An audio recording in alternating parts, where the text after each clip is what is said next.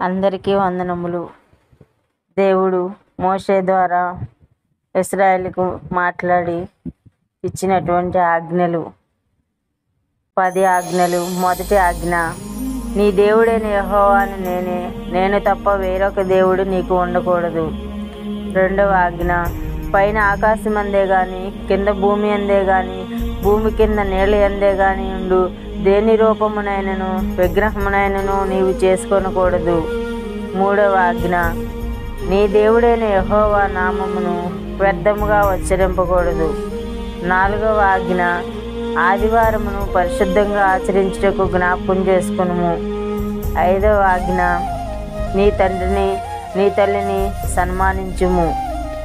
ఆరవ ఆజ్ఞ, నరహత్య చేయకూడదు. ఏడవ ఆజ్ఞ, వ్యభిచరింపకూడదు.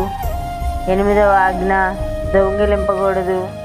తొమ్మిదవ ఆజ్ఞ, నీ పొరుగువాని మీద అబద్ధ సాక్ష్యము పలకకూడదు.